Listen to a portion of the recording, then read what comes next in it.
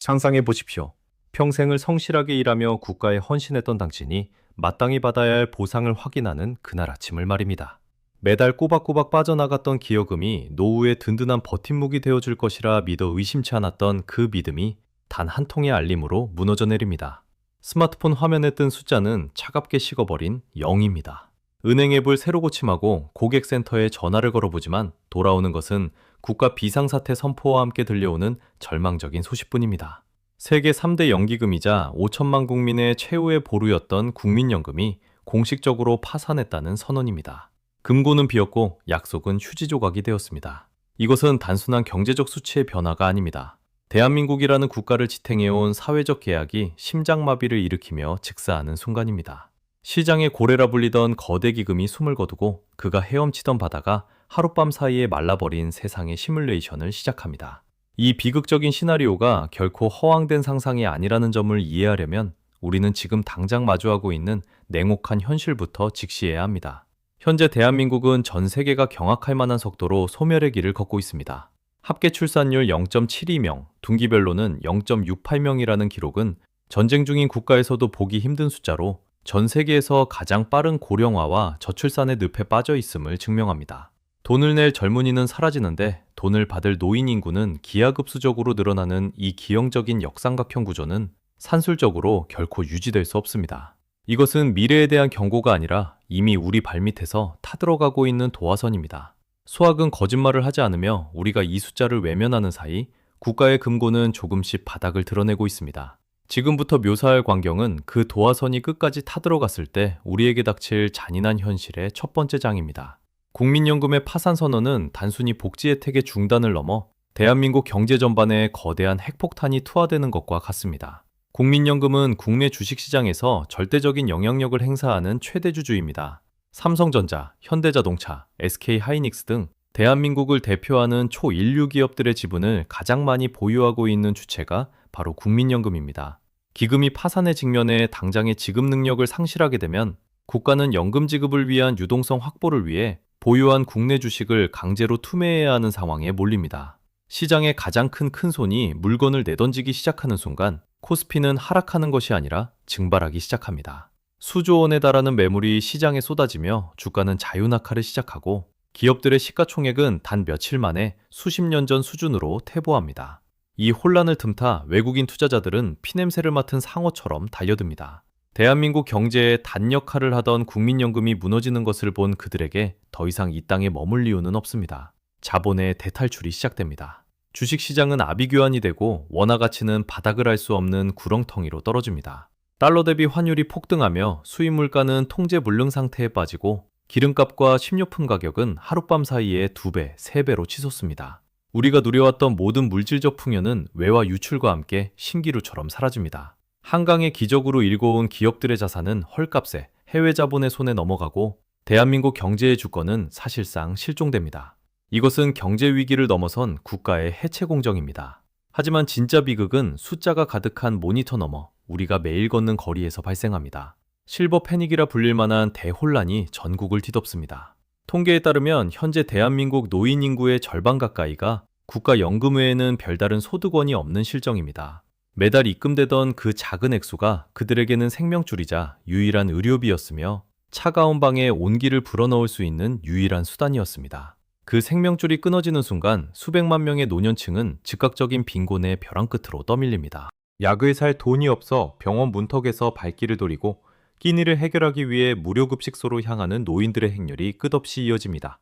평생을 바쳐 자식을 키우고 국가를 세웠던 그들이 이제는 국가로부터 가장 먼저 버림받은 존재가 되어버린 것입니다.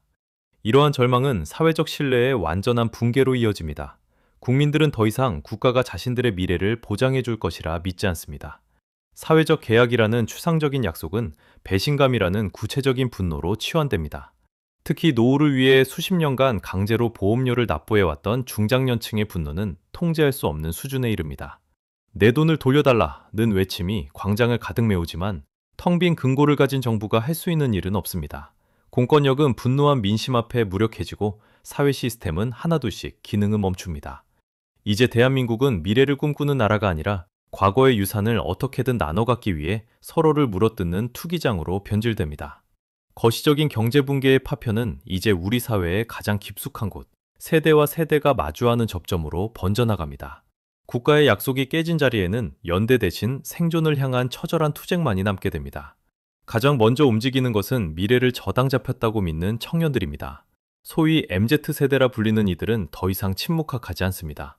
그들에게 국민연금은 노후의 보장책이 아니라 앞세대가 흥청망청 써버린 파티의 청구서를 대신 지불해야 하는 국가주도의 거대한 폰지 사기에 불과했기 때문입니다. 파산 선언과 함께 시작된 위대한 거부는 전국적인 납부거부 운동으로 번집니다. 어차피 받지도 못할 돈을 왜 우리가 메워야 합니까? 라는 외침은 광장을 가득 메우고 이는 단순한 시위를 넘어 국가 시스템에 대한 전면적인 불신으로 이어집니다. 젊은 노동력이 생산한 가치가 노년층의 생존을 위해 강제로 전용되는 구조에 반기를 든 이들은 자신들의 미래를 스스로 지키기 위해 공동체로부터의 이탈을 선택합니다. 세대 간에 보이지 않는 벽은 이제 거대한 성벽으로 변합니다. 한쪽에서는 평생을 바친 대가를 요구하는 노인들의 절규가, 다른 한쪽에서는 자신들의 삶마저 위태롭다고 호소하는 청년들의 분노가 충돌합니다. 지하철과 공원, 온라인 커뮤니티는 서로를 향한 혐오의 언어로 가득 차며 대한민국을 지탱하던 유교적 존중과 사회적 합의는 흔적도 없이 사라집니다.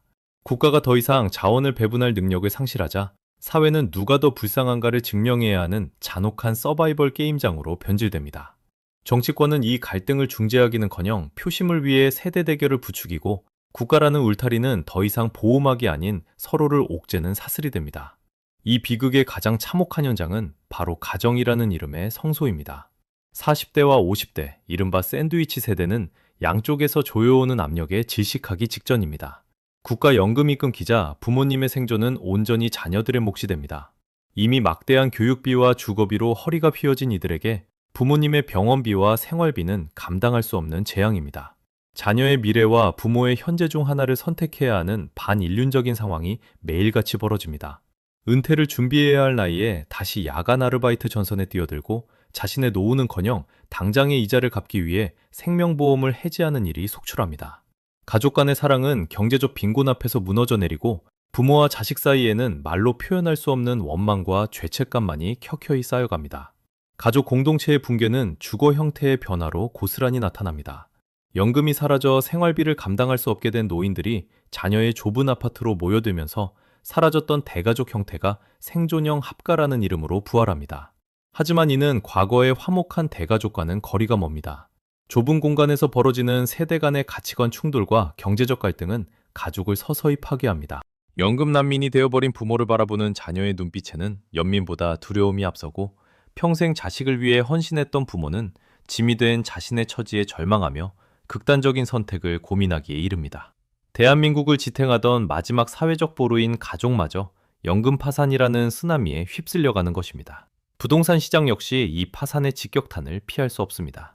대한민국 자산의 70% 이상이 묶여있는 아파트는 이제 황금알을 낳는 거위가 아니라 발목을 잡는 무거운 족쇄가 됩니다. 연금이 끊긴 수백만 명의 은퇴자들은 당장 먹고 살 현금을 마련하기 위해 자신들의 유일한 자산인 집을 시장에 내놓습니다.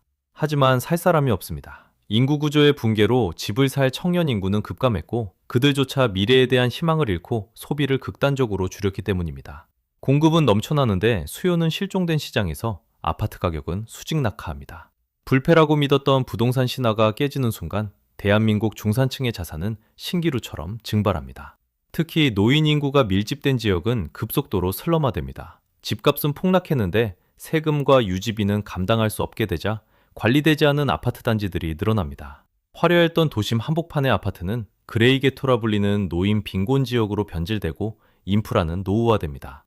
자산 가치의 하락은 다시 금융 시스템의 붕괴로 이어집니다. 집을 담보로 대출을 해줬던 은행들은 담보 가치가 하락하자 대출금을 회수하기 시작하고 이는 다시 가계 파산의 도미노를 불러옵니다. 대한민국 경제의 상징이었던 아파트 공화국은 그렇게 자신들이 쌓아올린 탐욕의 무게를 이기지 못하고 무너져 내립니다.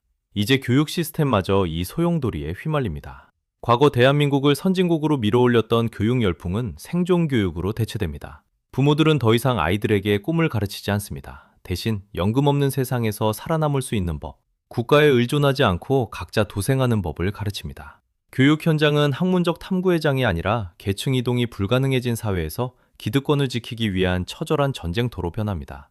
하지만 그마저도 여력이 있는 소수에게만 허락된 사치일 뿐입니다. 대다수의 청소년은 무너진 부모의 뒷모습을 보며 일찌감치 미래를 포기하고 노동시장의 가장 밑바닥으로 내몰립니다. 꿈을 잃은 국가에는 더 이상 역동성이 존재하지 않습니다. 오직 오늘 하루를 버텨내기 위한 피로감만이 사회 전체를 짓누를 뿐입니다. 국가의 공공서비스 또한 하나둘씩 마비됩니다. 연금기금이 운용하던 막대한 자산은 공공인프라 투자에서도 결정적인 역할을 해왔습니다. 하지만 기금이 고갈되자 지하철, 도로, 상하수도 등 기본적인 도시 기능의 유지 보수에 차질이 생깁니다. 서비스 요금은 폭등하고 품질은 급격히 저하됩니다. 가난한 노인들은 겨울에도 난방비를 아끼기 위해 차가운 방에서 옷을 겹쳐 입은 채 버티고, 공공의료 시스템은 늘어나는 노인 환자와 부족한 예산 사이에서 사실상 진료를 포기하는 의료 배급제 상태에 빠집니다. 치료비가 없는 노인들은 병원 복도에서 순서를 기다리다 조용히 숨을 거두고, 국가는 이들의 시신을 처리할 예산조차 부족해 허덕입니다. 우리가 알던 찬란한 대한민국은 그렇게 서서히 빛을 잃어가는 유령 도시로 변해갑니다. 대한민국 사회를 지탱하던 거대한 신뢰의 기둥이 무너진 자리에 남은 것은 죽음조차 사치가 되어버린 잔혹한 노동의 현장입니다. 이제 우리 사회에서 은퇴라는 단어는 고대 유적에서나 발견되는 사어가 되었습니다. 과거에 우리가 꿈꿨던 평온한 노후, 손주들의 재롱을 보며 공원을 산책하던 노년의 여유는 이제 전설 속의 이야기일 뿐입니다. 연금이 사라진 대한민국에서 노년은 휴식의 시간이 아니라 생존을 위해 다시 한번 전쟁터로 내몰리는 2차 입대의 시간이 됩니다. 서울의 새벽 공기를 가르는 것은 화려한 자율주행 차들이 아니라 낡은 작업복을 입고 거칠게 숨을 몰아쉬는 70대와 80대 노인들의 발걸음입니다. 이들은 물류센터에서, 대형마트의 창고에서, 건물의 지하주차장에서 자신의 마지막 남은 생명력을 노동과 맞바꿉니다. 역설적이게도 이들의 머리 위로는 최첨단 인공지능 로봇과 배달 드론이 날아다닙니다. 기술은 인류를 노동에서 해방시킨 것이 아니라 오직 젊고 유능한 자들만을 위한 도구가 되었고, 연금을 잃은 노인들은 그 로봇들이 채울 수 없는 가장 낮고 위험하며 고된 일자리를 두고 서로 경쟁해야 하는 처지에 놓입니다. 이것은 일하는 무덤이라 불리는 기괴한 풍경입니다. 평생을 바쳐 일궈온 K성공의 신화는 결국 죽기 직전까지 상자를 나르고 바닥을 닦아야만 한 그릇의 수프와 온기가 남은 방 한 칸을 얻을 수 있는 비참한 결말로 치닫습니다. 노년의 존엄은 텅 빈 통장 잔고와 함께 이미 오래전에 파쇄되었습니다. 이러한 생존 투쟁은 사회를 이전보다 훨씬 더 잔인한 방식으로 갈라놓습니다.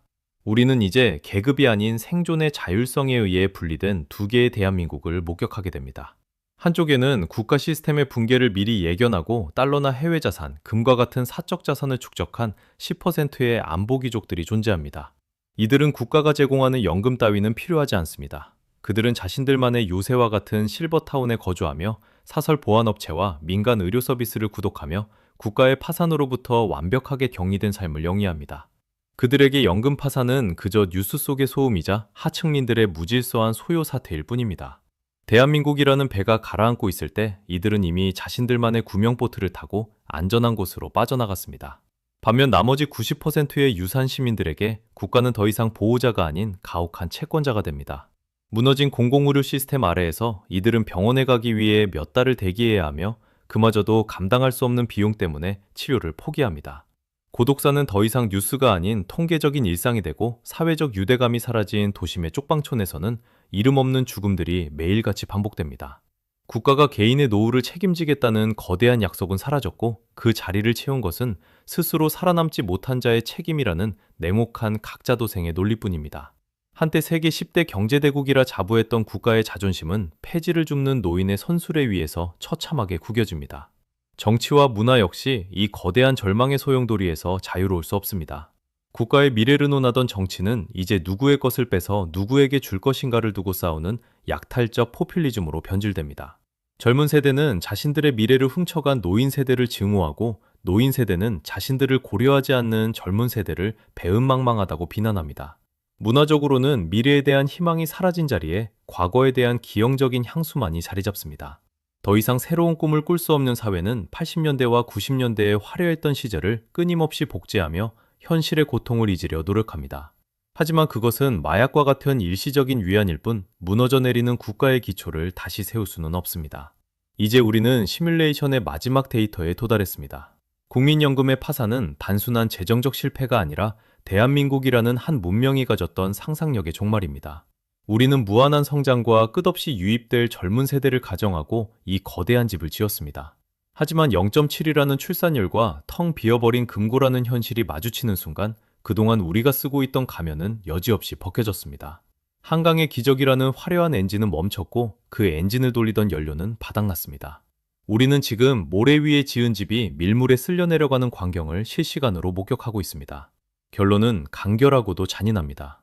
수학은 감정에 휘둘리지 않는 냉혹한 신입니다. 우리가 오늘 이 구조적 결함을 바로잡지 않는다면 내일 우리에게 돌아올 것은 차가운 0원짜리 통장과 끝없는 노동뿐입니다. 국가가 나의 노후를 지켜줄 것이라는 막연한 믿음은 이제 버려야 합니다. 안전망은 사라졌고 하늘은 무너지고 있습니다. 그리고 그 무너지는 하늘을 받칠 수 있는 것은 이제 국가가 아니라 오직 준비된 개인뿐입니다. 여러분은 이 시뮬레이션을 보고 어떤 미래를 그리고 계십니까? 국가의 약속이 깨진 세상에서 여러분을 지켜줄 수 있는 것은 무엇입니까? 여전히 누군가가 해결해 줄 것이라고 믿고 계신가요? 아니면 스스로 살아남을 플랜 B를 준비하고 계신가요? 여러분의 생각이 궁금합니다. 지금 바로 댓글로 여러분의 의견을 공유해 주십시오. 여러분의 목소리가 모여야만 이 파멸적인 시뮬레이션의 경로를 바꿀 수 있는 아주 작은 가능성이라도 열릴 것입니다. 이 영상이 우리 사회에 필요한 경종이 되었다고 생각하신다면 구독과 좋아요로 더 많은 이들에게 이 현실을 알려주십시오.